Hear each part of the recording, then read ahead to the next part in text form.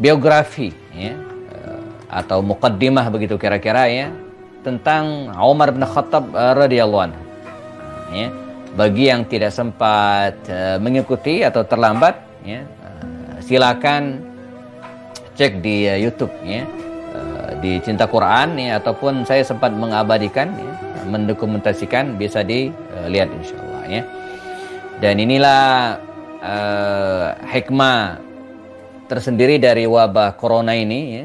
Saya sebut hikmah supaya kita lebih kreatif gitu ya, kita lebih cerdas ya, dalam berdakwah. Dan begitulah ya, kalaulah dulu Sayyidina Abu Bakar As-Siddiq radhiyallahu anhu ketika ditahan oleh Ibnu Daghna ya, adalah salah seorang Quraisy yang sangat dekat hubungan dengan Abu Bakar Siddiq, sempat menahan beliau, melarangnya hijrah ke Habasyah. Padahal dia orang kafir. Bukan karena faktor keimanan, bukan masalah agama, bukan. Tapi Abu Bakar As-Siddiq ini terlalu baik, sehingga mereka melarang Abu Bakar As-Siddiq hijrah ke Habasyah. Mereka masih membutuhkan Abu Bakar Siddiq. Maka terjadilah negosiasi. Kata Abu Bakar Siddiq, boleh-boleh saja ya, tapi beri saya keleluasaan untuk ibadah, gitu kan? Beri saya keleluasaan untuk baca Quran. Jangan dihalang-halangi. Kata Ibnu Daghna atau Ibnu Daghna, ya, demikian riwayat mengeja namanya, boleh. Ya, kita ambil jalan tengah. Anda boleh ibadah, baca Quran, tapi di rumah sendiri. Ya, hormati agama lain, begitu kira-kira ya, kalau bahasa toleransi hari ini. Nah, untuk saat itu karena memang kondisinya tidak memungkinkan ya, maka Abu Bakar Siddiq menerima. Toh saya nggak dilarang ibadah. Toh waktu itu ya, keharusan untuk sholat berjamaah di masjid pun belum turun ya, belum turun karena syariat sholat berjamaah fix ya, itu kan di era Madaniyah. Kalau era Makkiyah ya boleh sholat berjamaah ya, tapi tidak mesti beramai-ramai di masjid ya, di mana mereka banyak melaksanakan sholat di rumah mereka masing-masing. Maka singkat cerita, Abu Bakar Siddiq ini pulang kembali ke rumahnya di Makkah dan melaksanakan ibadah di rumahnya sendiri. Tapi Abu Bakar Siddiq cerdas, ya, secerdas panitia kemudian pelaksanaan kajian online hari ini. Ya. Saya yakin kalau waktu itu ada atau kemajuan teknologi sudah seperti sekarang, sepertinya saya yakin Abu Bakar Siddiq itu punya channel YouTube juga gitu ya, agar dakwahnya itu melampaui banyak wilayah gitu ya. Nah, karena keterbatasan, maka Abu Bakar Siddiq akadnya dengan orang kafir Quraisy itu di rumah saja, tapi dia pinter. Jadi rumahnya itu perluas. Orang kaya, emang orang kaya nggak ada matinya. Jadi rumahnya diperluas gitu kan, pagar halamannya diperluas, toh rumah dia sendiri gitu ya. Kemudian pagarnya juga tidak terlalu tinggi ya. Nah, dia sholat, dia baca Quran, ibadah di situ. Di mana anak-anak, ibu-ibu lihat, lama-kelamaan banyak juga yang minat. Banyak yang minat. Kemudian ketemu Abu Bakar Siddiq, tidak sedikit yang masuk Islam. Dia luar biasa. Nah, ini bikin repot orang-orang kafir Quraisy waktu itu ya. Nah, jadi apa yang kita lakukan hari ini, ibu-ibu dan jamaah, ini bagian dari kreativitas kita dalam menuntut ilmu.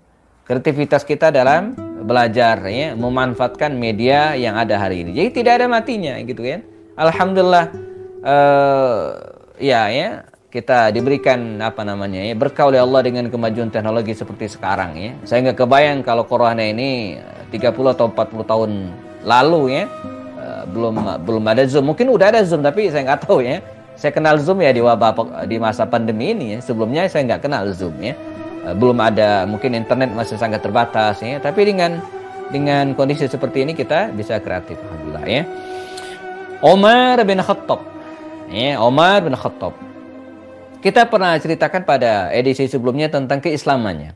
Bagaimana dia masuk Islam bil Quran wa bil hidayah, ya, hidayatullah. Dengan Quran, ya. Kita tergabung dalam Cinta Quran Foundation, ya. Quran ini pegangan kita ya. Dan hari ini kita belajar sirah, ya, dua sumber hukum, ya, Al-Quran dan hadis. Di dalamnya ada sirah. Bagaimana kami dulu diajarkan Al-Quran, ya, begitulah kami diajarkan sirah, kata Ali Zainal Abidin, cicit Rasulullah. Ya.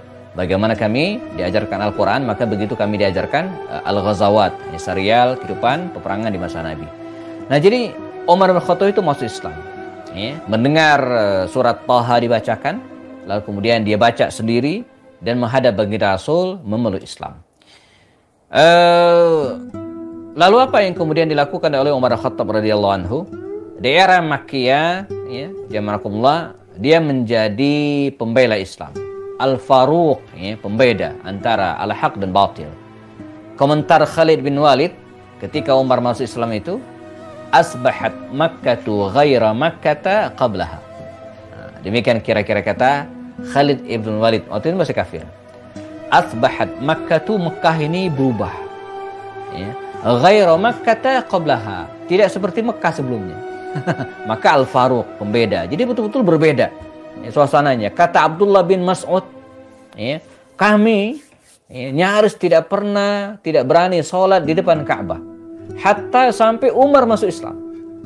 Begitu Umar masuk Islam, maka mereka berani dengan tentu saja dengan izin baginda Rasul ya untuk membaca Quran di keramaian, ya, sholat di depan Ka'bah yang selama ini dilaksanakan di rumah masing-masing, di lembah-lembah Makkah, di tempat-tempat tersembunyi. Begitu Umar masuk Islam, ya, maka berubahlah dakwah sirriyah yang secara diam-diam 3 tahun lamanya berubah menjadi dakwah jahriyah terang-terangan. Nah, ini kiprah kehebatan Umar yang luar biasa, keberaniannya itu kelihatan.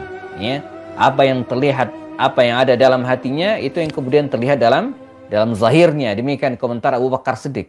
Jadi zahiruhu kabatinihi, kata Abu Bakar.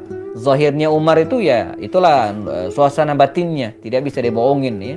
Ketika dia marah maka kelihatan marahnya, ketika dia senang kelihatan banget senangnya gitu kan. Walaupun pada sisi yang lain kalau kita perhatikan Umar ini punya karakter unik. Di satu sisi dia galak, di satu sisi dia gampang merespon ya, sesuatu dengan responsif yang tinggi gitu kan, emosi langsung gitu ya.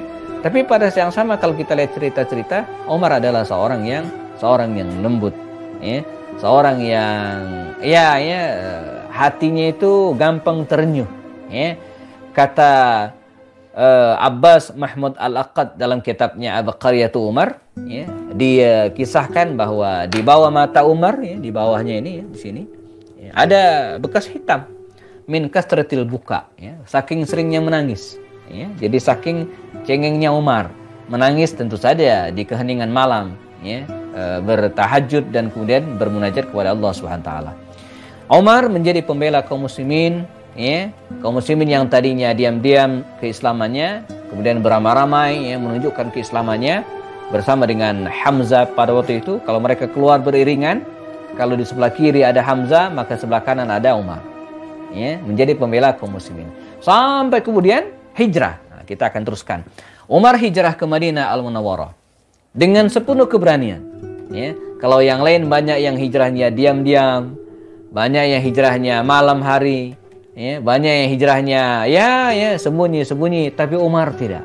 Ya, walaupun riwayat ini beragam, tapi terkenal sekali bagaimana Umar hijrah dengan keberaniannya. Barang siapa ya, yang pengen emaknya kehilangan anak, saqilathu ummuhu, barang siapa yang istrinya pengen kehilangan suami menjadi janda, armalat gitu ya. Dan barang siapa yang anaknya pengen yatim, ya, aitama waladuhu, ya, dia menyebutkan 3 hal itu ya, maka temui saya di lembah Makkah. Saya akan hijrah dan tidak ada yang berani menghalangi Sayyidina Umar Al-Khattab radhiyallahu anhu. Maka hijrahlah Umar, jemaah. Kita akan lihat kiprah Umar ini ketika dia berada di Madinah Al-Munawwarah. Pertama, ya, kiprah Umar adalah dia tidak pernah absen. Ya, dia tidak pernah tertinggal dari peristiwa-peristiwa bersejarah yang terjadi di masa Rasul sallallahu alaihi wasallam. Nah, ini kehebatan Umar. Dan ini juga ya saya ulang memberikan inspirasi kepada kita mestinya juga untuk terlibat pada peristiwa-peristiwa besar. Kita jangan hanya betah jadi penonton. Ya. Ketika di kompleks perumahan kita misalnya sedang menggalang dana untuk renovasi masjid, kita jangan jadi penonton, ikut. Nah, ini sebenarnya ikut serta dalam proyek-proyek kebaikan. Ya. Ketika ada misalnya donasi, pengumpulan dana, entah untuk pembangunan yayasan, lembaga tahfiz Quran, gedung-gedung, atau untuk membantu mereka yang kena musibah, maka kita ikut. Ya. Entah ikut membantu, ikut meng-share informasinya, atau yang lainnya. Ya.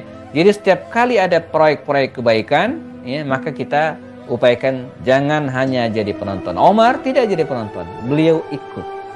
Karena sejatinya para pemenang itu adalah para pelaku. Kalau para penonton nggak akan pernah menang, kecuali dia taruhan, ya. Kalau ilustrasinya, kalau ada yang main sepak bola, ya, siapa yang menang? Ya yang main itu, ya. Yang nonton sih nggak menang, gitu ya. Ya, walaupun teriakannya kenceng banget gitu ya, tapi begitu permainan selesai, dia nggak menang, nggak juga kalah, ya orang nggak main. Jadi kalau pengen menang, ikut terjun langsung. Ya, jangan jadi pengamat doang, jangan jadi penonton doang, ya, tapi kita terlibat langsung. Sekecil apapun peran kita, itu yang paling penting. Ya, jadi main sepak bola atau futsal, ya, walaupun cuma berdiri doang, tapi kalau pemain, orang menang, dia menang juga. Tapi kalau bukan pemain, walaupun teriakannya kenceng gitu kan, nggak akan menang orang pemain. Nah, ini rumusnya, ya. Omar ikut serta, ya, dalam semua peperangan peristiwa besar, mulai dari perang Badar, ya, perang Badar tahun kedua Hijriah di tanggal, ya, pertengahan bulan Ramadan, ya. Nah, ini kita sudah masuk tanggal 3 atau tanggal 4 Rajab, Syaban, Ramadan, ya. Kita berharap Ramadan ini lebih baik daripada Ramadan sebelumnya, ya. Kita berharap Ramadan ini kita bisa memakmurkan masjid kita, ya, memeriahkan masjid kita dengan sholat tarawih berjamaah, dengan khataman Quran, ya, dengan aktivitas yang lainnya, ya. Ya, sebab walaupun nggak tahu kalau di Bandung, di Tangerang atau di mana, saya tinggal di Kota Bogor, ya mulai ada imbauan-imbauan untuk tidak berkerumun, ya, dan seterusnya. Diinformasikan lagi sekolah-sekolah yang tadinya sudah tatap muka, beberapa di close lagi gitu kan. Kita sangat menyayangkan hal ini, bahwa kita waspada, yes, ya, tapi ya jangan juga lebay gitu, ya. Jadi waspada, ya, tapi jangan berlebihan juga. Ma asaba min musibatin illa biidznillah. Tidak ada musibah satupun kecuali atas perkenan Allah, ya. Jadi itu keyakinan kita. Usaha, yes. Firra minal juzam, firaruka minal asad. Larilah dari penyakit menular sebagaimana kalian menghindar dari singa, dari harimau. Ya, kita harus waspada, jaga diri kita, kesehatan kita, ya. Menggunakan masker di tempat keramaian dan seterusnya. Ini mengantisipasinya. Nah, kita berharap Ramadan ini lebih baik insyaallah. Nah, Ramadan atau 17 Ramadanan, ya, terjadi perang Badar, Umar ikut serta, dan ada kisah luar biasa dalam perang ini, ya. Dia, masya Allah, ada yang dari Malaysia, ya, masya Allah, dari Malaysia, dari mana ini? Saya sapa dulu, ya. Evi Wahidatus Salihah, ya, dari Johor Baru. Johor Baru. Saya sering cuman ke Kuala Lumpur doang, ya. Malaysia. Saya ada beberapa buku saya terbit di Malaysia, ya. Ada 13 buku, ya, alhamdulillah. Nah, jadi pada perang Badar ini, ya, Umar bin Khattab ikut serta.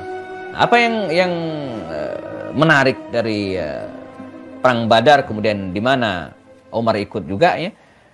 Dia atau dalam perang Badar ini yang disebut oleh Allah Subhanahu wa taala dengan Yaumal Furqan, ya, hari pembeda. Betul-betul pembeda. Mereka membaur, ada anak, bapak, kemudian tuan, mantan budak. Mereka membaur jadi satu dalam medan Badar itu, ya. Berbaur gitu kan. Tapi apa yang kemudian membedakan mereka adalah keimanan. Maka kita tengok dalam perang Badar itu ada orang yang ada anak, ya, melawan bapaknya, ya. Jadi dia muslim, bapaknya kafir. Seperti Abu Ubaidah ibnu Jarrah. Bapaknya Amr ibnu Jarrah itu kafir, dia muslim, ya. Ada misalnya kakak melawan adik, ya. Ada Mus'ab bin Umair, kakaknya melawan adiknya yang kafir gitu, ya, sempat ditawan. Dan ada misalnya teman melawan teman gitu, ya. Ini banyak banget, ya. Mereka berteman di era Makkah ketika hijrah, kaum muslimin berangkat ke Madinah, dan ketika terjadi perang Badar mereka bertemu dalam dua kubu yang berbeda. Omar bertemu dengan pamannya, ya, dengan pamannya Naufal bin Hisham, ya. Sang paman dari pihak ibu ini, ya, Khal, dan Umar muslim, pamannya kafir. Yang membedakan mereka memang keimanan. Dan disinilah Allah Subhanahu wa taala, ya, menguji keimanan seseorang, ya. Bagaimana dia harus memilih gitu kan, mana yang harus dibela, mana yang harus dipertahankan gitu kan, dan mana yang tidak. ya. Maka sebagaimana para sahabat Nabi yang lainnya, Umar terpaksa gitu kan. Tidak ada pilihan bagi dia membela agamanya atau berpihak kepada keluarganya, pamannya. Maka dia memilih untuk memilih agamanya, ya, memilih Islam dalam hal ini ya. Maka dengan tidak ada rasa khawatir sekalipun, nakumullah, disebutkan dalam Al-Quran ya, dan kemudian disebutkan dalam kisah-kisah bagaimana Umar Al-Khattab melawan pamannya sampai dia membunuh sang paman. Pengen gitu kan. Nah, ini seorang Umar, dia apa yang terlihat di wajahnya dan itulah yang ada di hatinya. Keberanian Umar itu betul-betul beda dengan yang lainnya gitu kan. Walaupun kalau kita bicara tentang keberanian ya nanti ada bentuk keberanian lain gitu kan. Umar, Ali ya, itu berani juga. Khalid bin Walid, Ali bin Abi Thalib itu seorang pemberani juga, tapi dengan keberanian yang berbeda. Nanti kita akan singgung juga ya. Nah ini Umar ya. Nah setelah perang usai kelihatan lagi karakternya yang luar biasa itu ya. Ketika baginda Rasul SAW dihadapkan pada pilihan atau fenomena fakta, di hadapan mereka ada 70 kafir Quraisy yang ditawan ya, ditawan oleh kaum muslimin, dan 70 di antara mereka meninggal juga, harta rampasan perang juga mereka tinggalkan. Dan waktu itu belum ada kaidah bagaimana membagi harta rampasan perang ya. Kaidah jahiliyah dulu ya, dalam hal harta rampasan perang itu begini: man qatala aduwan falahu salabuhu, man qatala aduwan falahu salabuhu, barang siapa yang membunuh musuhnya maka harta milik musuhnya itu menjadi miliknya. Dan ini jadi masalah, sebab bisa jadi ada orang yang perang, selesai perang dia nggak berhasil membunuh seorang pun gitu kan. Ini kayak main sepak bola gitu kan, tidak semua orang bisa ngegolin gawang ya. Tapi pertanyaannya, ketika berhasil ngegolkan gawang, siapa yang menang? Kan bareng-bareng gitu kan, nggak yang nyetak gol doang yang menang, enggak gitu ya. Bukan begitu ya. Nah, mereka sempat berselisih, itu ini gimana nih? Kan saya yang bunuhnya, iya kan saya yang menggiringnya gitu kan. Nah, jadi belum ada ketentuan pasti. Maka baginda Rasul bertanya kepada para sahabat Nabi pada waktu itu, terutama juga ya, atau termasuk diantaranya bertanya kepada Umar dan Abu Bakar Siddiq. Ma ra'yukuma, bagaimana menurut kalian? Ini tawanan perang ini kita apain gitu? Ya, kita apain? Caranya gimana? Kata Abu Bakar Siddiq dengan penuh welas asih, saya usul, bagaimana kalau tawanan perang ini kita bebaskan? Ya. Dan kita minta mereka uang tebusan. Ini berpikir income banget dan wajar seorang pengusaha Abu Bakar Siddiq tentu saja gitu kan. Walaupun nanti ada teguran dari Allah. Jadi saya usul, kata Abu Bakar Siddiq, bagaimana kalau tawanan perang ini kita bebaskan dan kita minta uang tebusan. Kata Umar tidak. Nah, ini Umar dengan bentuk yang lain dia mengatakan, menurut saya begini, di antara tawanan perang ini, kata dia, mungkin di antara mereka ada dari kabilah Bani Hashim. Serahkan kepada Ali, dipersilakan Ali memenggal kepalanya. Mungkin di antara mereka ada keluarga dari kabilah Bani At-Taimi, keluarga Abu Bakar, serahkan kepada Abu Bakar, penggal lehernya gitu kan. Mungkin di antara mereka ada dari kabilah Bani Adi, keluarga saya, biar saya yang menyelesaikannya. Ini usul Umar, tidak boleh ada tawanan perang yang hidup. Demikian komentar Umar. Walaupun pada akhirnya ya, Rasulullah mengatakan, sungguh engkau ya Umar seperti Musa ya, wa anta ya Abu Bakar, wahai Abu Bakar engkau seperti Harun. Dua karakter yang berbeda gitu ya. Dan begitulah hidup ini ya. Akhirnya Rasulullah menerima pendapat Abu Bakar Siddiq, walaupun belakangan yang dipuji Allah adalah pendapat Sayyidina Umar bin Khattab radhiyallahu. Jadi keberanian yang dahsyat, luar biasa. Dalam serial berikutnya, kiprah dan kehebatan Umar ini juga tampak dalam perang Uhud misalnya ya. Ketika pada babak kedua ya, peperangan itu kaum muslimin sempat terdesak habis ya. Walaupun sebagian ulama tidak ingin menyebut kaum muslimin kalah dalam perang Uhud yang terjadi tahun ketiga Hijriah di bulan Syawal ini ya. Tapi mau tidak mau 70 di antara kaum muslimin syahid. Hamzah di antaranya. Dan di mana Umar? Di mana Umar? Ya. Saat Rasulullah sempat terluka dalam keadaan genting, ya, tombak Ibnul Qam'ah yang sempat nyasar. Ada yang mengatakan tombak kecil, ada yang mengatakan anak panah ya, masuk ke pipi Rasulullah. Ya, sampai menancap dan mematahkan gigi Rasulullah. Nah, dalam keadaan demikian ya, Rasulullah sempat diselamatkan dengan izin Allah oleh Abu Bakar Siddiq dan Abu Ubaidah bin Jarrah dan terus naik ke atas bukit Uhud. Ya. Umar sudah menanti di atas bukit Uhud. Bersama Sayyidina Utsman bin Affan, ya, dia mengulurkan tangannya, ya, menyambut tangan mulia Rasulullah SAW dan naik ke atas, menyelamatkan Rasulullah. Dalam satu ketinggian yang datar, dikatakan dalam riwayat Imam At-Tirmizi, ya, bukit Uhud itu terasa bergetar, seperti lindu, seperti gempa kecil. Ya, maka Rasulullah menepuk Uhud dan kemudian mengatakan, "Ya Uhud, wahai Uhud, usbut, diam. Fa inna 'alaika nabiyyan wa siddiqan wa syahidain." Ya. Wahai Uhud, kata Rasul, bukit Uhud, diam. Ya, dalam riwayat lain Uhud ini disebutkan jabalun fil jannah nuhibbuhu wa yuhibbuna. Jadi Uhud ini adalah gunung yang akan ada di surga. Ya, yang mencintainya, mencintai kita dan kita pun mencintainya. Usbut, ya Uhud, diam ya Uhud. Fa inna 'alaika nabiyyan, sekarang di atasmu ini ada nabi. Wa siddiqan, dan seorang as-siddiq, Abu Bakar. Wa syahidain, dan dua orang yang akan mati syahid kemudian. Siapa? Umar dan Utsman. Nah, jadi kiprah seorang Umar luar biasa. Ketika perang sudah mulai reda, seberang sana ada Abu Sufyan teriak, "Hal minkum Muhammad," katanya. Jadi di kejauhan dia kehilangan Muhammad, musuhnya. Abu Sufyan, pimpinan kafir Quraisy. "Hal minkum Muhammad," katanya. "Ada di antara kalian Muhammad?" Kata Rasulullah, "Diam, jangan disautin." Ya, sebab kalau disautin, wah, mereka bisa merencanakan untuk memburu Rasulullah lagi. Maka bagian di strategi kata Rasul, diam. Ya, makanya dalam bergerak itu ya kadang ada yang harus dijaharkan terang-terangan gitu ya, ada juga yang tidak gitu ya, tergantung kondisi kita masing-masing. Faktor keamanan, faktor keikhlasan ya. Ada ibadah-ibadah yang sebaiknya kita umpetin gitu ya. Tidak banyak yang tahu, tidak perlu yang tahu. Tapi ada juga yang harus dijaharkan ya, harus ditunjukkan kepada orang lain. Tidak boleh diumpetin. Misalnya azan itu nggak boleh diam-diam, harus terang-terangan ya. Azan diam-diam ya nggak kedengaran. Infak juga begitu. Kalau insya Allah dijamin bisa menjaga hati kita dan bisa memotivasi orang lain, ya nggak apa-apa. Kita terang-terangan infaknya. Sebagaimana Utsman bin Affan, dari mana kita tahu infaknya besar? Ya karena kelihatan, gitu kan? Kalau diam-diam semua, ya nggak kelihatan. Nah, mengapa kita tahu? Karena dijaharkan ya. Nah kembali Abu Sufyan mengatakan, "Hal minkum Muhammad?" Ada Muhammad nggak? Kata Rasul, "Diam, jangan disautin, diam."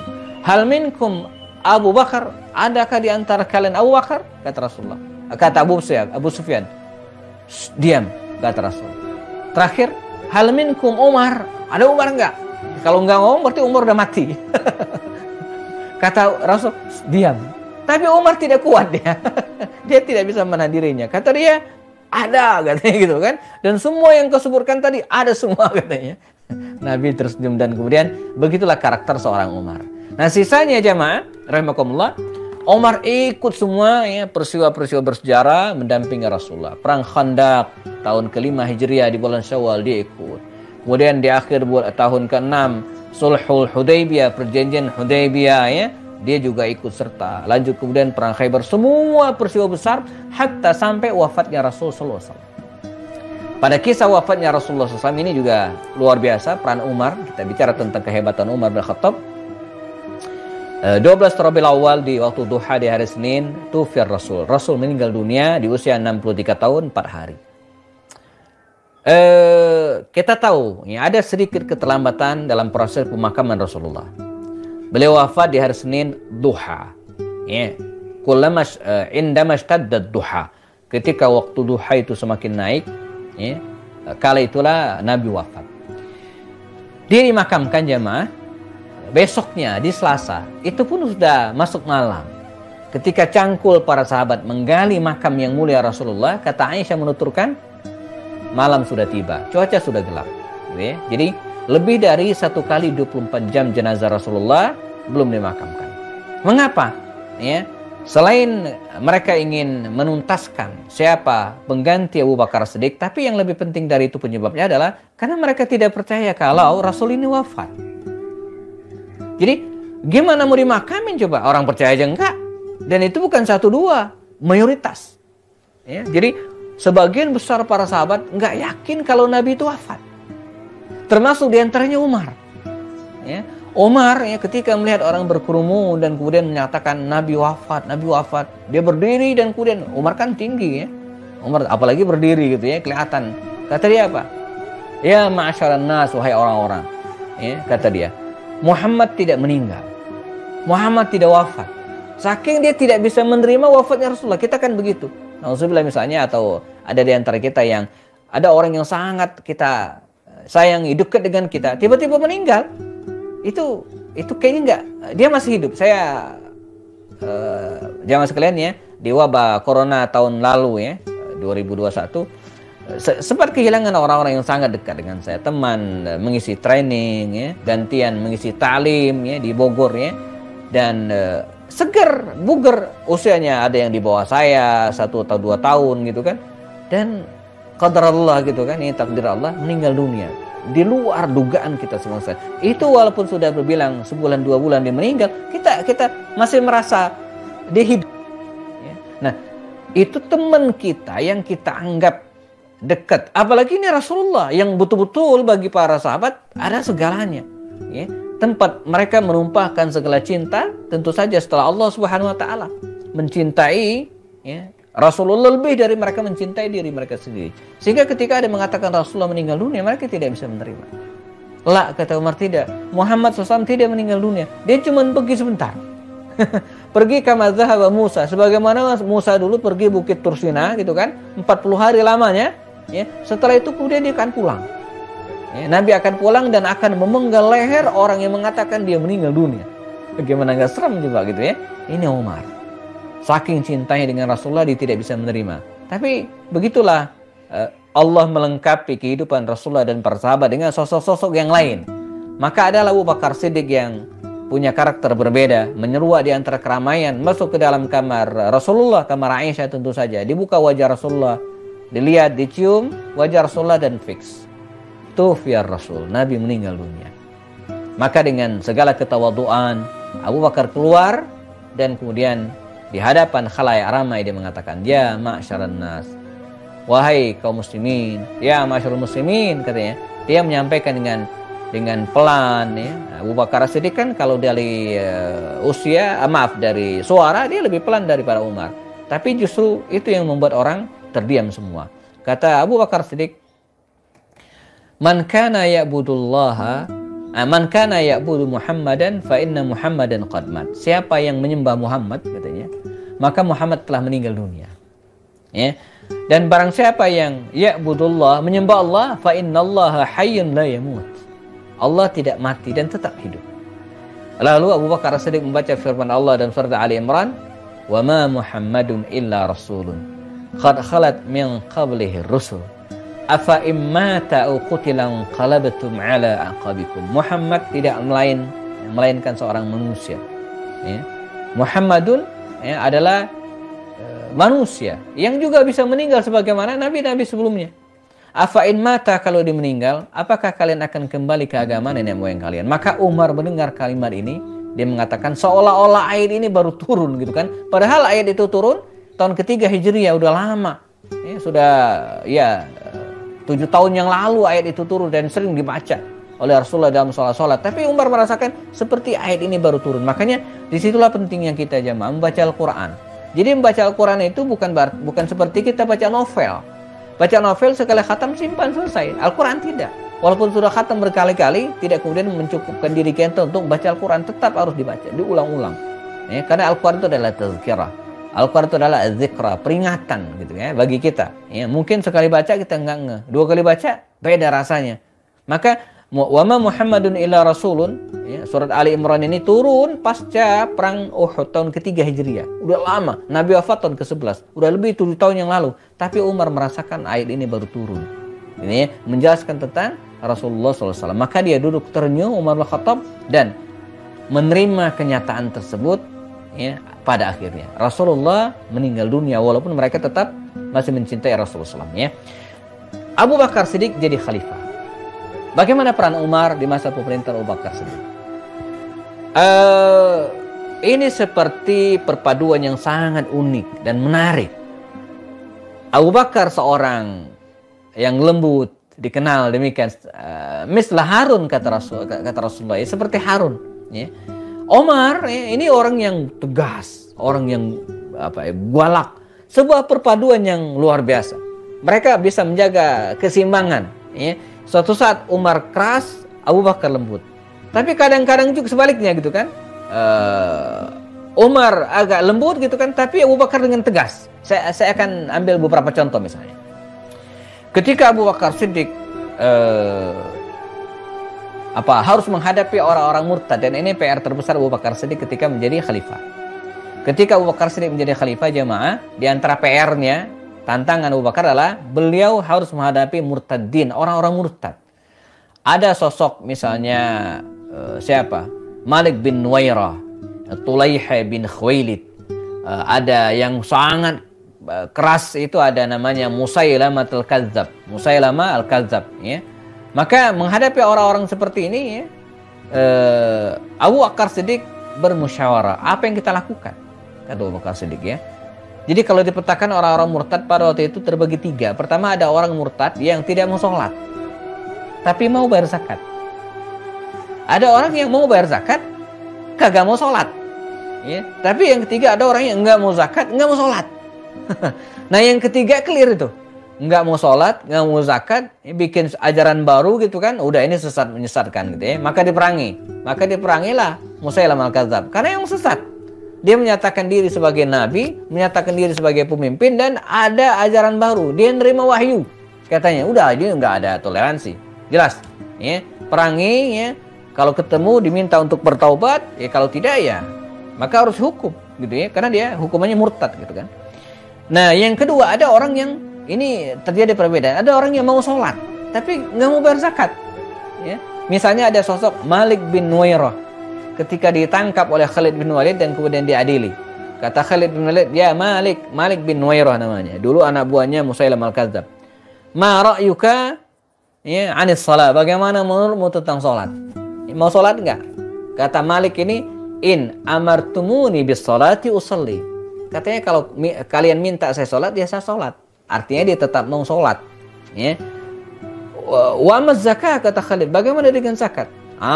Kata Malik ini, al malu mali, harta saya, dan tidak akan saya berikan kepada siapapun, katanya gitu kan. Karena itu milik saya. Intinya dia menolak zakat. Nah, ini menolak zakat walaupun mau sholat. Sebaliknya ada orang yang seperti Tulaihah bin Khuwailid. Pada awalnya gitu kan, dia mau bayar zakat sebagai pajak atau apalah gitu kan. Dia mau mengeluarkan uangnya, tapi tidak mau sholat.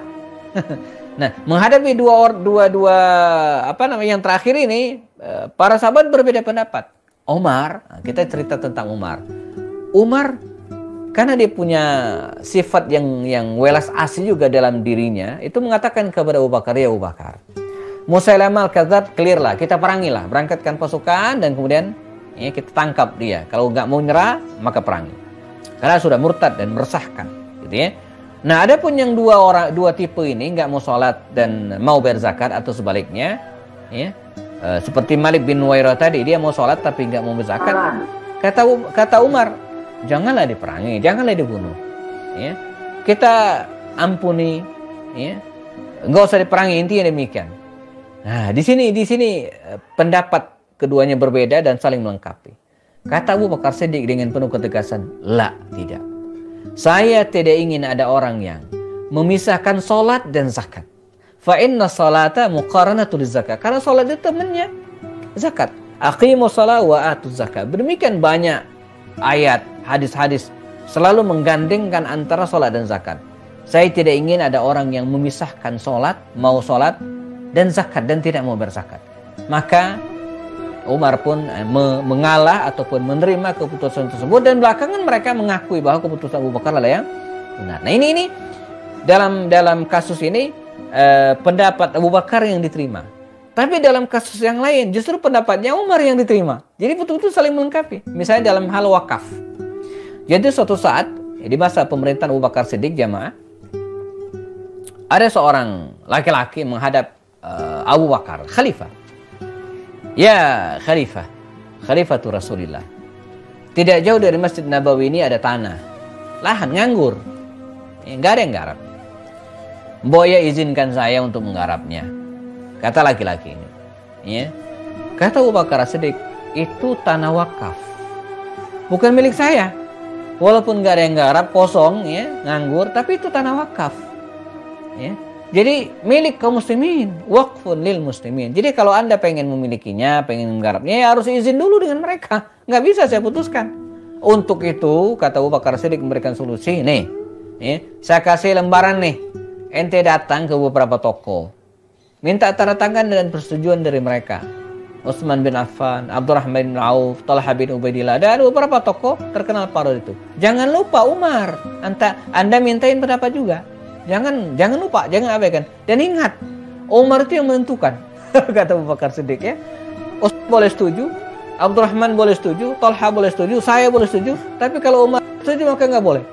Ya, jadi semua tanda tangan tadi akan berlaku kalau distempel oleh Umar. Kalau ditandatangani oleh Umar, kalau Umar setuju.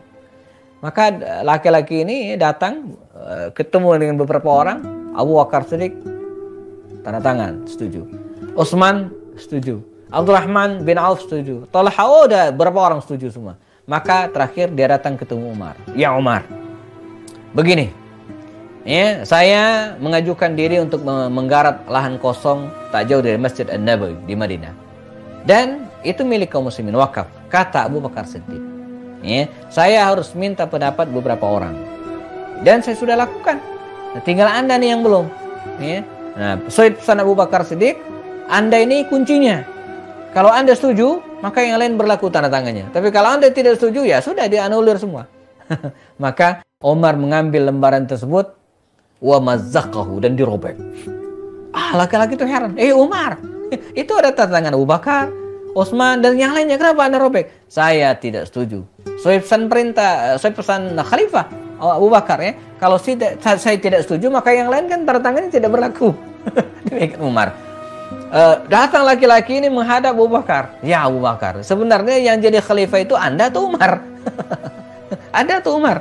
Datanglah Umar, ya. Kemudian dipanggil, ya. Kata Umar, ya Abu Bakar, ini gimana ceritanya? Itu milik kaum muslimin. Tanah wakaf itu tidak boleh diberikan kepada seorang pun. Dia milik kaum muslimin, tidak boleh dihakin. Enggak, milik kaum muslimin. Ini dia ngotot.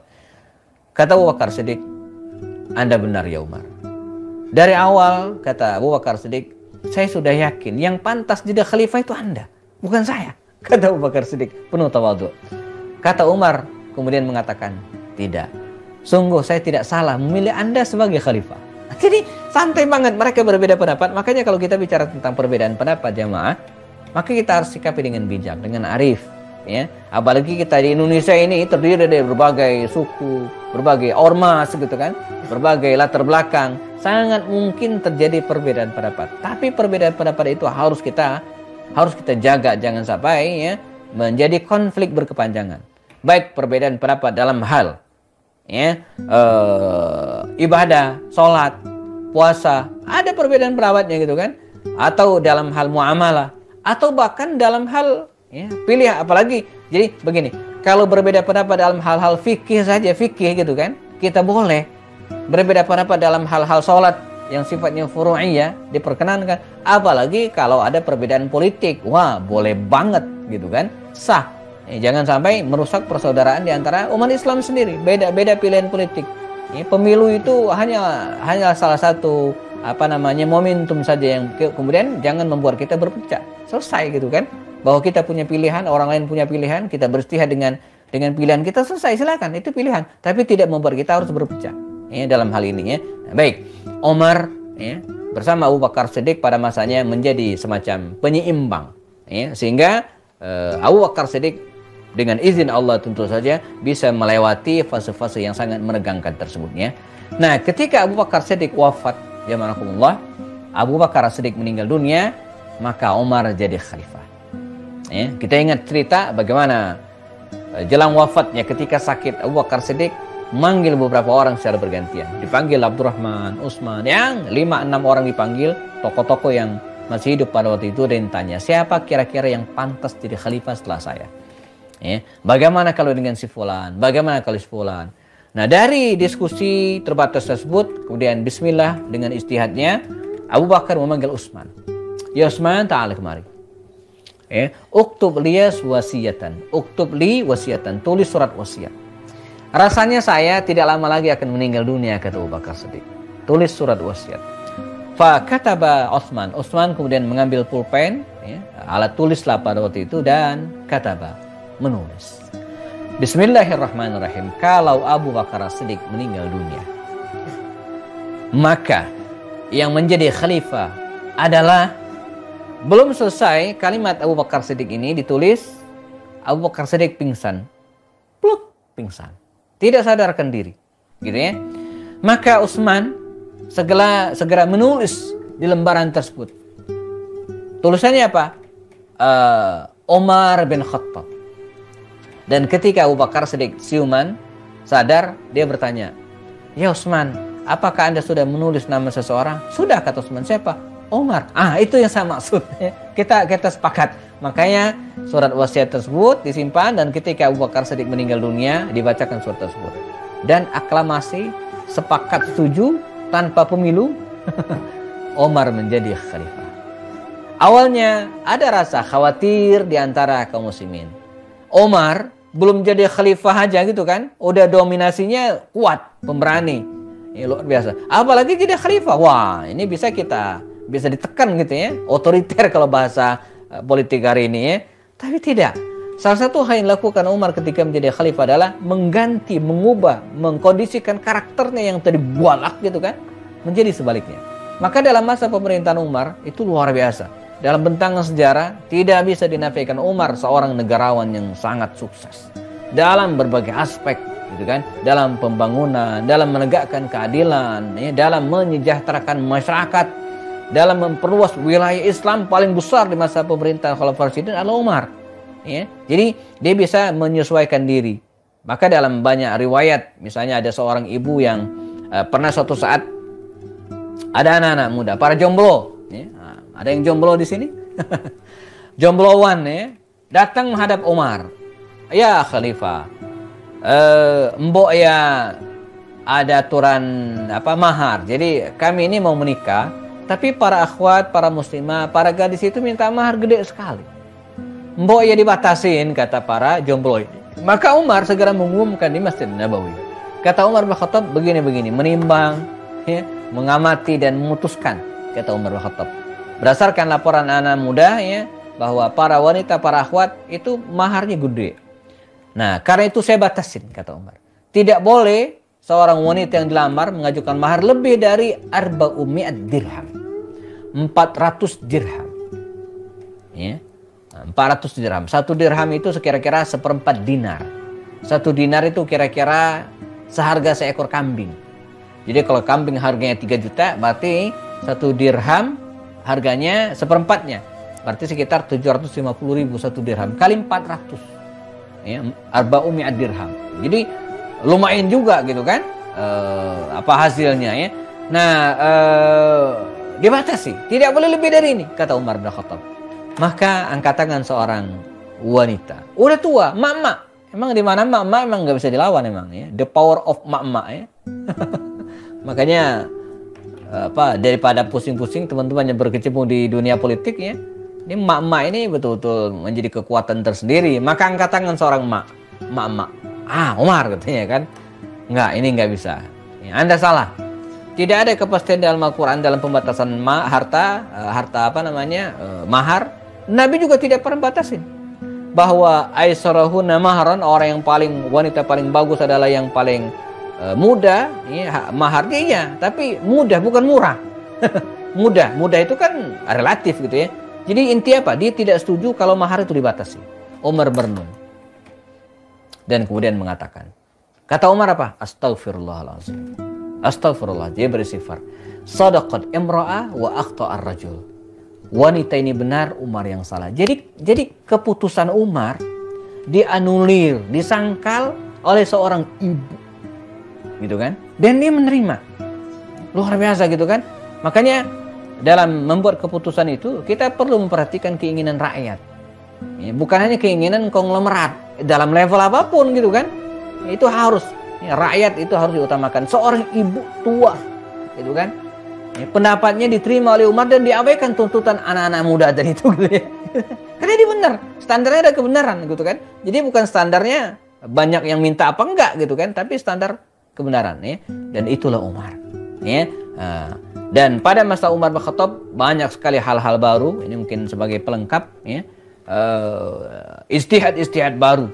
Ya, misalnya beliau yang melegalkan, meresmikan, memformalkan penanggalan yang kita kenal hari ini, penanggalan Hijriah.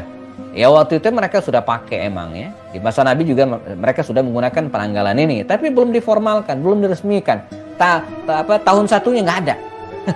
Maka di masa Rasulullah kan nggak ada, belum ada 1-2 Hijriahnya, nggak ada. Itu baru ada di masa Umar bin Khattab radhiyallahu anhu, ya. Berdasarkan rapat dengan para sahabat Nabi Parot itu, mereka memutuskan penanggalan dimulai dari hijrahnya kaum muslimin dari Mekah ke Madinah. Maka penanggalan kita disebut dengan Hijriyah. Nah, seperti hari ini tanggal 3 atau 4 Rajab tahun 1443 Hijriah, 44 Hijriah, 45 Hijriah, pakai Hijriah. Itu penggagas dan kemudian menetapkannya di masa Umar.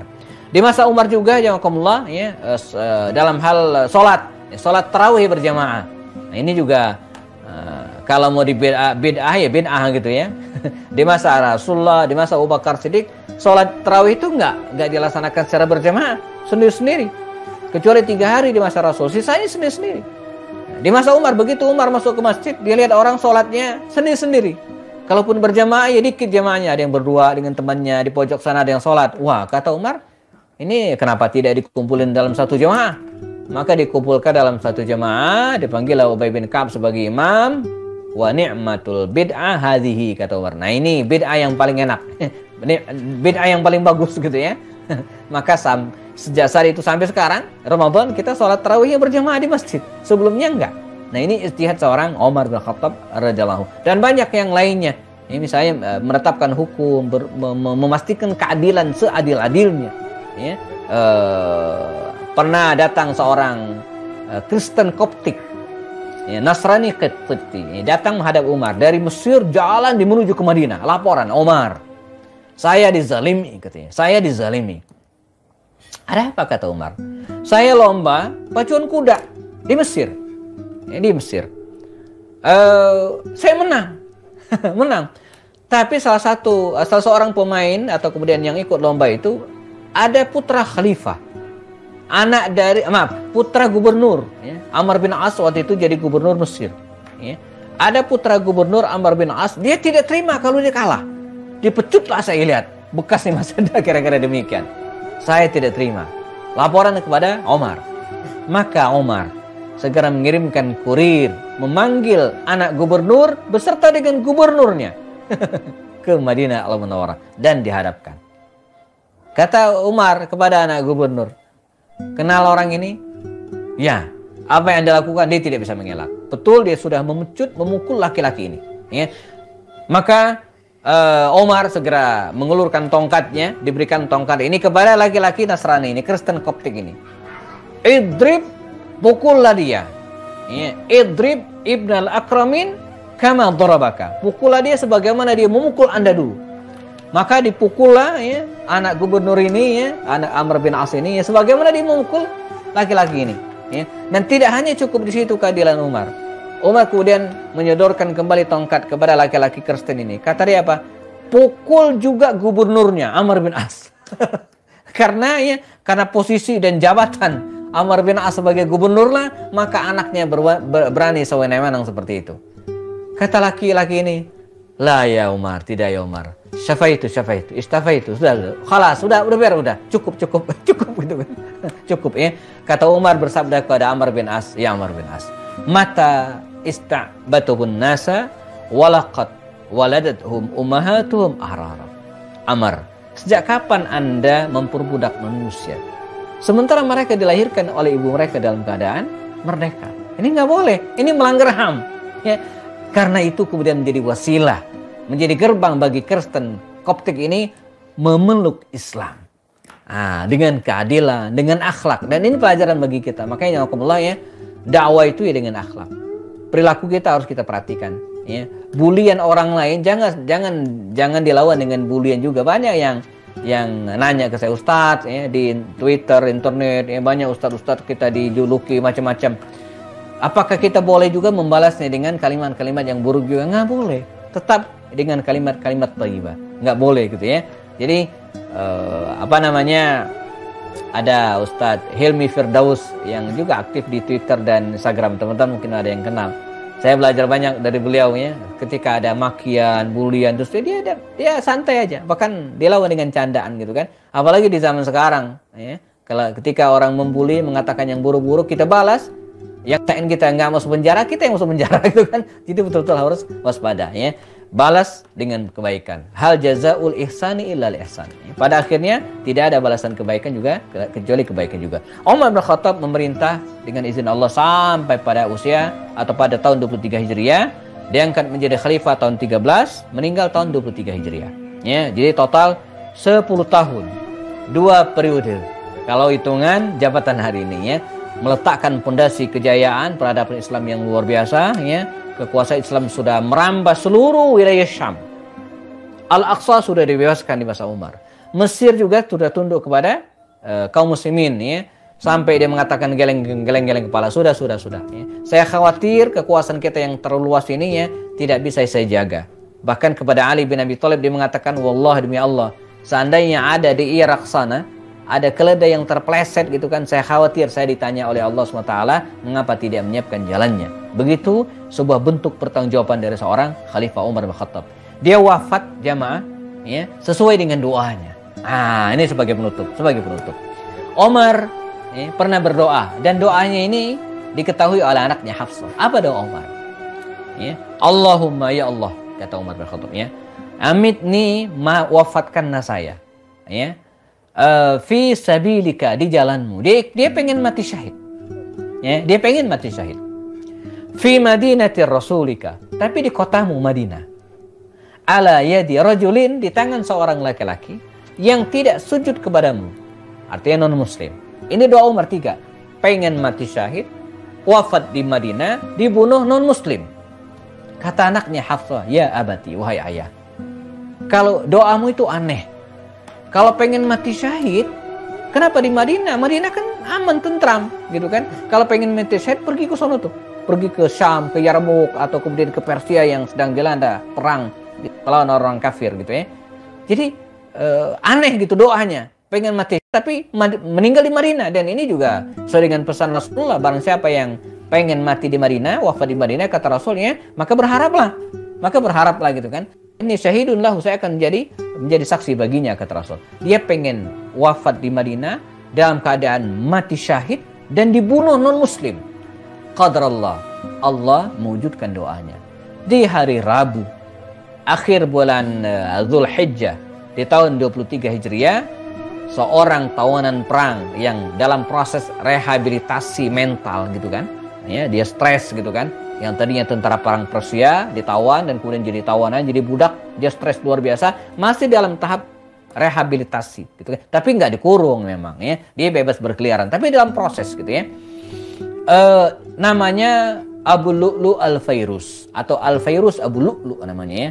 Menyimpan dendam kesumat luar biasa, dia tidak bisa menerima kondisinya yang tadi seorang pasukan perang kerajaan besar Persia dan hari itu menjadi budak gitu kan, tawanan perang yang dalam prosesnya. Maka dengan sepenuh nekat jemaah dia menyiapkan sikin masmumah ya. Jadi semacam, kalau bahasa Makassarnya itu badik kali ya, badik ya. Kalau bahasa saya lading kecil gitu, pisau kecil ya, yang gampang diumpetin ya. Ketika Umar bin Khattab memimpin sholat subuh berjamaah dan tiba pada kalimat waladdallin amin, baru selesai surat Al-Fatihah dikumandangkan dalam subuh itu, menyeruak laki-laki ini Abu Lu'lu Al-Fairuz ya, dengan nekat dia menusuk Umar berkali-kali pada tubuh Umar. Umar pun rebah ya, sholat pun dilanjutkan dengan sederhana dan 3 hari kemudian Umar syahid. Beliau meninggal dunia ya. Ketika jelang wafat, antara sadar dan tidak, tapi masih dalam keadaan bisa bicara, dia bertanya, man qatalani, siapa yang bunuh saya? Saya bunuh saya. Maka orang-orang pun mengatakan Abu Lu'lu Al-Fairuz. Kata Umar, alhamdulillah, segala puji bagi Allah. Ya Allah, ja'alta qatli ala yadi rajulin, engkau jadikan pembunuhku di tangan seorang laki-laki yang tidak pernah sujud kepadamu. Umar syahid, dimakamkan di samping baginda Rasul dan sahabatnya Abu Bakar Siddiq di kamar Aisyah. Makanya hari ini kalau kita berangkat umroh, diizinkan untuk masuk raudhah bagi para bapak, Setelah ke Raudhah, belok ke kiri. Maka di situ ada rumah, ada bangunan yang kemudian di kamar lah begitu kira-kira ya, kamar Aisyah dulu ya, di luar Masjid Nabawi, walaupun dalam satu wilayah ya, di sebelah kiri. Di situ kita akan melewati 3 makam. Ya, makam Rasulullah, Abu Bakar, Umar, dan kita disunahkan mengucapkan salam kepada mereka. Assalamualaikum ya Abu Bakar. Assalamualaikum ya Rasulullah. Assalamualaikum ya Abu Bakar. Assalamualaikum ya Umar. Di sinilah tiga orang mulia itu dimakamkan oleh Allah SWT. Begitu luar biasa Umar mendampingi Rasulullah dari hidup sampai meninggal dunia. Seorang Umar bin Khattab radhiyallahu anhu. Baik, jam di studio pukul 6:09. Mohon maaf kalau lewat dari jam 6 ya, nanggung tadi ya. Jazakumullah khairan. Sisanya ada 135 partisipan yang ada di aplikasi Zoom ya. Ya, yang saya serahkan kembali kepada host kita untuk memandu acara berikutnya. Apakah ada pertanyaan atau yang lainnya? Saya serahkan. Baik. Silakan. Masya Allah, Ustadz sepertinya jam di studio Ustadz sedikit telat saja di kita. Betul. Jam 6.16. Masya Allah. Ini jam komputer saya yang telat. Masya Allah, nggak apa-apa Ustadz ya. Ini jemaah juga masih semangat nih Ustadz, Masya Allah ya. Memang beda kita sama para sahabat itu dari level doanya aja beda banget ya. Minta meninggal ya, kita nggak berani nyebutnya saking banyaknya dosanya ya Allah. Masya Allah. Baik Bapak Ibu sahabat cinta Quran yang mau bertanya, silahkan Bapak dan Ibu semuanya bisa raise hand, bisa langsung bertanya di kolom komentar.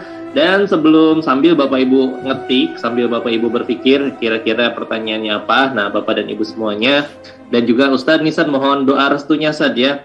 Jadi cinta Quran, nah ini di tanggal 17 Ramadan kita ada gerakan Quranisation Ustadz.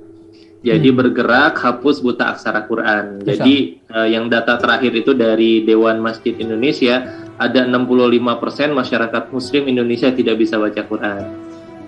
Nah, untuk itu, kami mengajak Bapak Ibu sahabat cinta Quran untuk bergabung di Quranisation. Nah, gampang banget bergabung. Nanti di sana kan Ramadan itu bulan Quran, sama-sama baca Quran, tapi kita koordinir. Nah, kita akan gaungkan supaya lebih mendunia lagi. Nah, bersama 100.000 partisipan baca bareng-bareng melalui aplikasi Quran Base. Nah, kemudian baca bareng-bareng dan kemudian mudah-mudahan bisa kita daftarkan ke Rekor Muri. Ada 100.000 partisipan, baca satu orang 1 juz, jadi ada 100.000 juz gitu ya. Dan mudah-mudahan ini semakin gaung dan semakin meningkatkan bahwa kita harus peduli bahwa banyak saudara-saudara kita yang belum bisa baca Quran. Berarti ada setengah penduduk Indonesia lebih gitu ya yang tidak bisa baca Quran. Nah, Bapak Ibu bisa bergabung melalui gerakan Quranisation ini di quranisation.id. Dan juga Bapak Ibu semuanya, nah gabungnya sekarang, nah karena dari sekarang bulan Rajab sampai dengan bulan Ramadan, nah itu ada bimbingan dari Cinta Quran Call dan juga program-program di Cinta Quran untuk perbaikan tilawah Qurannya. Jadi menyambut Ramadan, Bapak dan Ibu semuanya, kita baca Quran, sama-sama berlomba dalam kebaikan, mengkhatamkan Quran di bulan Ramadan, tapi bukan sekedar khatam gitu ya, tapi bacaan kita juga benar membacanya, benar mengucapkannya. Nah, jadi insya Allah dari bulan ini sampai dengan Ramadan kita akan sama-sama belajar huruf-huruf, bagaimana caranya mengucapkan huruf-huruf ya. Ada tahsin dan juga Cinta Quran Call ada program yaitu konsul tahsin gitu ya. Insyaallah program-program perbaikan bacaan Quran untuk Bapak dan Ibu semuanya.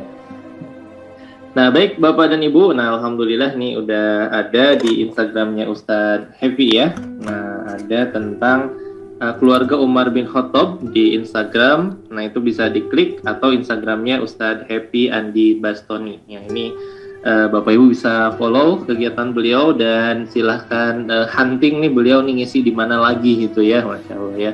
Dan Bapak Ibu sahabat cinta Quran, silahkan yang ingin bertanya melalui kolom komentar. Di YouTube ada ya, di YouTube silahkan Bapak Ibu semuanya yang tadi ketinggalan bisa menyaksikan ulang di tayangan YouTube Cinta Quran TV dan juga Amazing People. Dan Bapak Ibu semuanya, nah sambil Bapak dan Ibu semuanya bertanya dan mengawali subuh hari ini, yang belum mengawali subuh hari ini dengan kebaikan, nah yuk sama-sama Bapak Ibu semuanya dukung program-program Cinta Quran di Syiar Quran Project, karena infak sodakoh terbaik adalah infak dan sodakoh untuk perjuangan Al-Quran, gitu ya. Nah Alhamdulillah Ustadz ada bertanya dari Ibu sepertinya, atau Mbak ya, Mbak Aidil Nila ya, afwan Ustadz. Nah, Ana ingin bertanya tentang perkataan Umar ketika baginda Rasulullah SAW, mana yang benar, Umar yang ingin memenggal atau Rasulullah yang memenggal dengan pedang yang Ustadz sampaikan tadi, Ustadz? Ya. Nah, sabar Ustadz. Ya, jadi yang masyhur ya, yang beredar memang ada kalimat Umar yang akan memenggal leher. Bahkan begini, secara umum ada riwayat di antara kalimat yang paling sering disampaikan Umar, bahkan di samping Rasulullah, adalah izinkan saya memenggal lehernya. Itu paling sering. dalam banyak peristiwa ya, termasuk di antaranya ketika ada seorang sahabat namanya Hatib bin Abi Balta'ah. Dia dianggap membocorkan rahasia Rasulullah ketika akan berangkat ke Makkah dalam peristiwa Fathu Makkah. Kata Umar apa? Ya Rasulullah, izinkan saya memenggal leher orang munafik ini, gitu kan. Jadi kalimat ya Rasulullah, izinkan saya memenggal orang ini itu banyak sekali ya, sering disampaikan oleh Umar ya. Namun dalam kisah wafatnya Rasulullah ini tidak. Jadi kalimat Umar itu ya, Nabi itu pergi sebentar, sebagaimana perginya Musa. Musa dulu kan pernah meninggalkan Bani Israel dan diwakilkan kepada Harun ya. Musa pergi selama 40 hari menghadap Allah SWT, dan kemudian setelah itu dia pulang. Dan bahkan ketika dia pulang kan, dia mendapatkan Bani Israel itu sebagian sudah nyembah sapi ya, karena bujukan As-Samiri ya, kan dikisahkan dalam Al-Quran. Jadi kata dia, Rasul itu pergi sebentar ya, nanti dia akan balik lagi, dan dia akan memenggal leher orang yang mengatakan dia meninggal. Nah itu kalimat Umar ya, untuk kasus ini gitu ya, dalam peristiwa ini. Jadi nanti Rasul akan kembali dan akan memenggal leher orang yang mengatakan dia meninggal dunia. Walaupun ini ancaman, artinya tidak terwujud, toh pada akhirnya Rasulullah SAW betul-betul meninggal dunia. Sehingga dalam kalimat-kalimat masyhur betul ya, Umar paling sering mengatakan kalimat itu, idzan li adribu unuqa hadzal rajul. Demikian kalimatnya ya. Izinkan saya Rasulullah memenggal leher orang ini, saking emosinya dia gitu ya. Nah, tetapi dalam kasus atau peristiwa wafatnya Rasulullah, kalimat Umar tidak ya. Jadi Rasul pergi akan memenggal leher orang yang mengatakan dia wafat ya. Wallahu alam. Mungkin jamaah punya referensi lain, mungkin silakan. Ya, ini juga saya tonton di di film Umar seperti itu, Ustaz. Gimana?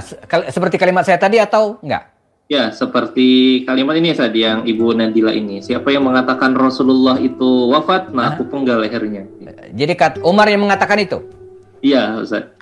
Oke. Saya nanti cek lagi. Karena begini, film Umar itu maksudnya pantas kita jadikan rujukan. Ya, walaupun tidak semua ya. Karena dialog-dialognya itu bersumber dari hadis-hadis, dan di belakang film itu ada 60 ulama ya. Termasuk diantaranya Syekh Yusuf Al-Qardawi ya, juga ikut terlibat dalam meng-ACC sebagian naskah-naskah transip atau kemudian ya naskah ya, dialog-dialog tersebut ya. Jadi saya termasuk orang yang menikmati. Coba nanti kita cek bareng-bareng lagi ya. Itu yang seingat saya. Jadi kalimat Umar yang mengatakan ya gitu kan. Ya, tapi bukan dia yang memenggal. Nanti Rasul akan kembali dan akan memenggal leher orang yang mengatakan bahwa dia wafat. Ya. Nah ini, monggo nanti kita cek bareng lagi ya. Kalau ada referensi lain. Jadi dalam sejarah itu saya sampaikan ada khilafi, ada perbedaan pendapat gitu kan. Pasti ada, walaupun tidak setajam fikih. Kalau fikih kan tajam gitu ya. Tapi kalau dalam hal sirah, ya paling seperti kalimat-kalimat ini tadi misalnya kan, ataupun misalnya andai pun hadisnya dhaif gitu kan, kalau dalam hal ibadah ya kita sama sekali tidak boleh pakai. Tapi kalau dalam hal sirah, sebagian ulama masih menganggap boleh, asal itu bukan bagian dari ibadah ya. Nah, seperti sarang laba-laba ketika Nabi hijrah, itu kan hadisnya dhaif, tapi masih dianggap diceritakan oleh sebagian ulama. Itu ya, tidak sampai sahih. Dalam kitab Sahih Sirat Nabawiyah, Akram di Al-Umari menganggap semua hadis tentang sarang laba-laba bersarang di mulut gua itu tidak ada yang sampai pada derajat sahih. Tapi bagi kita itu masyhur sekali, ya, populer sekali. Ya. Berarti ini bisa jadi referensi tontonan bagus tadi ya? Iya, saya mereferensikan dan kemudian enak belajar dengan film itu kan lebih diminati daripada membaca. Ya. Sebab kalau membaca, ya apa ya, belum tentu semua orang sanggup ya. Tapi kalau nonton kan lebih enak gitu ya. Saya referensikan. Betul. Kemarin tuh saya coba ini San, nonton kemudian baca ternyata mirip San. Iya betul. Ceritanya mirip itu. Sangat. Masya Allah. Baik, Bapak Ibu sahabat Cinta Quran dan juga Ustaz Happy, karena waktu juga yang memisahkan kita, nah mohon izin Bapak dan Ibu semuanya kita tutup pertemuan kita pada hari ini. Insya Allah Bapak dan Ibu semuanya terus simak kajian subuh setiap hari Selasa, hari Jumat, hari Sabtu, hari Ahad dengan tema-tema khusus ya. Hari Jumat spesial untuk sirah Nabi dan juga sirah sahabat, dan juga hari Sabtu parenting dan juga keluarga, kemudian hari Minggu berkaitan dengan bisnis dan muamalah. Baik Bapak Ibu sahabat Cinta Quran, nah yuk masih ada waktu untuk Bapak dan Ibu semuanya bisa mendukung program-program Cinta Quran di Syiar Quran Project yang bekerja sama dengan kitabisa.com melalui syapa.at/subuh. Ya, Bapak Ibu semuanya mudah-mudahan bisa menjadi bagian dari Cinta Quran, mendapatkan pahala kebaikan dari program-program Syiar Quran Project. Kita tutup dengan doa bersama Ustadz. Mohon kesediaannya untuk bisa sama-sama berdoa, memimpin doa di subuh, di waktu subuh ini. Pada Ustadz, kami persilahkan. Baik, jemaah sekalian dimanapun berada, kita sempurnakan majelis kita ini dengan bacakan doa. Saya akan pimpin dan yang lain mengaminkan dari tempatnya masing-masing. A'udzubillahi minasyaitonirrajim. Bismillahirrahmanirrahim. Wassallam radhiyallahu an sadatina wa sahabi Rasulillah ya ajmain walhamdulillahi rabbil alamin. Hamdan syakirin, hamdan na'imin, hamdan yuafi na'amahu yukafi mazidah. Ya Rabbana lakal hamdu kama yanbaghi li jalal wajhikal karim azim sultanik. Allahumma rabbana zalamna anfusana wa illam taghfir lana wa tarhamna lanakunanna minal khasirin. Allahumma rabbana hab lana min azwajina wa dhurriyyatina qurrata a'yun waj'alna lil muttaqina imama. Allahumma rabbana arzuqna ilman nafi'a wa amalan mutaqabbala wa rizqan halalan tayyiban mubarakan ya rabbal alamin. Allahumma rabbana ja'alna muqimis salah wa min dzurriyyatina rabbana taqabbal du'a. Allahumma rabbana la tuzigh qulubana ba'da idh hadaitana wa hab lana min ladunka rahmatan innaka antal wahhab. Allahumma ja'alna muhibbin lil Qur'an. Allahumma ja'alna muhibbin lil Qur'an. Allahumma ja'alna muhibbin lil Qur'an. Allahumma ja'alil Qur'ana syafi'an lana yaumil qiyamati lana wa uli ahlina ya rabbal alamin. Rabbana atina fid dunya hasanah wa fil akhirati hasanah wa qina adzaban nar. Subhana rabbika rabbil izzati amma yasifun wa salamun alal mursalin walhamdulillahi rabbil alamin. Sekian, mohon maaf. Assalamualaikum warahmatullahi wabarakatuh. Waalaikumsalam warahmatullahi wabarakatuh. Jazakallah khairan Ustadz Happy Andi Bastomi. Kita doakan Bapak Ibu semuanya mudah selalu sehat walafiat, beliau keluarganya panjang umur dan kita bisa belajar terus dari beliau gitu ya. Dan Bapak Ibu sahabat Cinta Quran, kita sempurnakan pertemuan kita pada pagi hari ini dengan sama-sama membaca doa kafaratul majlis. Subhanaka Allahumma wa bihamdika asyhadu an la ilaha illa anta astaghfiruka wa atubu ilaik. Saya Abdullah Ramli mewakili seluruh kru dari Cinta Quran dan juga kitabisa.com. Apabila ada kekurangan, kesalahan kami mohon dimaafkan. Billahi taufiq wal hidayah. Wassalamualaikum warahmatullahi wabarakatuh. Waalaikumsalam. Terima kasih Bapak Ibu sahabat Cinta Quran dan juga Ustadz. Sama-sama. Saya pamit Kang Ramli, Bapak yang lainnya, Ibu. Assalamualaikum. Assalamualaikum warahmatullahi. Oke, baik teman-teman sekalian yang ada di YouTube ya, kita cukupkan kajian pada pagi hari ini bersama dengan Cinta Quran dan semoga bisa menambah manfaat bagi kita bersama. Ketemu lagi dalam kajian berikut insya Allah. Assalamualaikum warahmatullahi wabarakatuh.